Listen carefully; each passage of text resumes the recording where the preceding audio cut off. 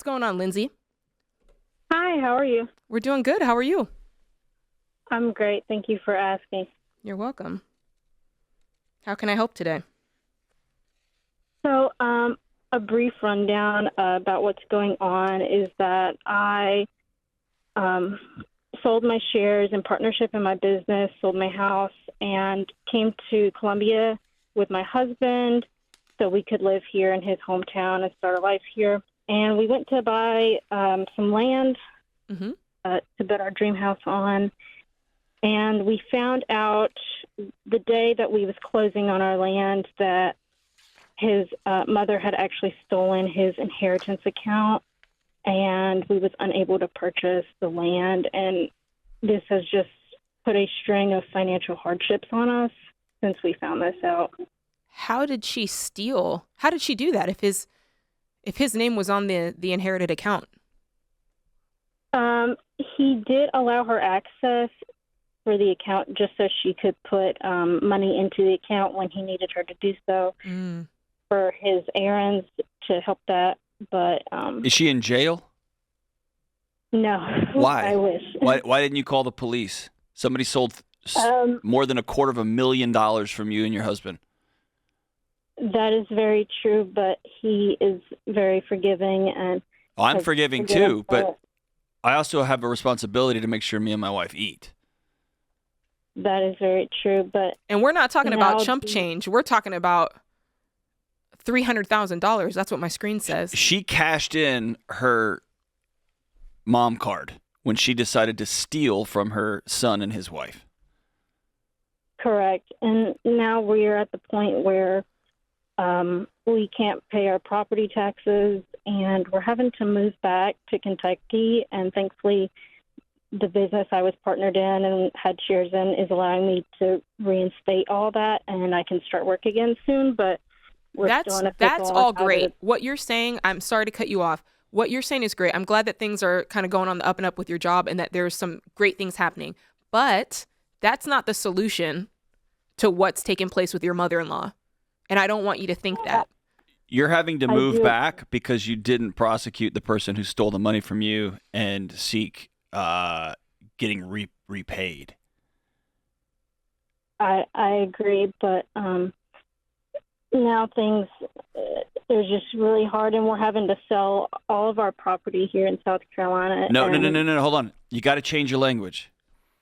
Because you are choosing to not hold the person accountable who stole from you. You are thus choosing to sell everything, leave that state, and go start life somewhere else. Correct. Nobody's forcing you to do anything. You are making all of these choices. Correct. Okay, so what question do you have for us? I'm having a hard time with my husband. I would be too. He's very forgiving, and even though... No, he's a coward. Yeah, I don't think that's forgiving. I don't think that I'm going to call that attribute forgiveness. He's a coward. I would forgive too. But even though she's done all this and we've continued seeing her still try to steal from us to this day, he wants to continue financially support her after we move. Yeah, but you're not going to do that. You're not going to do that. That's what I tried to convince him, but it seems he wants to because he's, an only child, and she relies. All right. We gotta. I'm not in the business of telling people that their marriage is over. That's not true. I've told people that, but I was going to say you have told people that, John. I'm not in the business of telling people they need to get divorced. I want you to, but I am in the business of telling the truth. Here's the deal. Behavior is a language. What your husband is telling you loud and clear, using no words at all, that he will force his wife to go to work so that he can provide food and shelter for someone who stole everything from his family. He would rather keep a thief He would rather keep a thief having living standards above that of his wife. And I take a much broader view. I've said this on this show before. I take a much broader view of fidelity.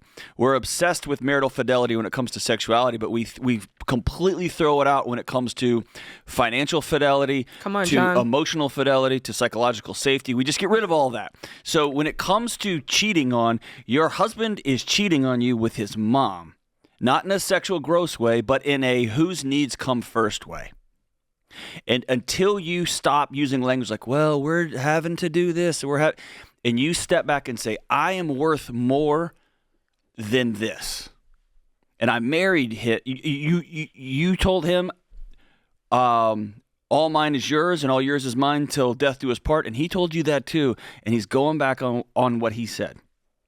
And until you choose to decide that you're worth more than what you're doing, you're just going to end up back in Kentucky working full time, doing your thing, and sending part of your paycheck to your husband. I mean, part of your paycheck to your mother-in-law who stole from you. Lindsay, have you guys ever done any kind of counseling? Any marriage counseling? No, we haven't, but this is our only issue that we've had. It can't be. It's not. It can't be. No, it's not. It can't be. If you were to say to your husband, hey, this is an issue for me, and this goes just beyond our conversations, we need to speak to a professional, what would he say? He would be very open to it. He does everything he can to make me happy. Then let's do it. Hold on. Not everything. When it comes to his mom, besides that. But when it comes to his mom, that means food, clothing, shelter, living in the same state, jobs, future. Besides those few things, he makes sure you're happy. What does that mean? That he gets a burger before he comes home? Like, what does that even mean? That he keeps you happy? Here, Jade's right. I'm getting frustrated at him, and I'm taking it out on you, and that's shame on me. So I'm going to be quiet now. Jade is right. You've got to sit down with a marriage counselor, one that will do the right thing and take sides in the therapy session and let you you are so convinced that you're in the wrong and that you're crazy, and you just need to say just the right thing, and then he'll come around. He's not coming around. He's picked mom over you. And you are going to have some hard choices to make moving forward, and you need to get a professional in your corner. Whew. John is telling you the truth. I am too. We just want the best for you, Lindsay. We're not trying to gang up on you. We're simply trying to tell you the truth and change your situation for the better. This is The Ramsey Show.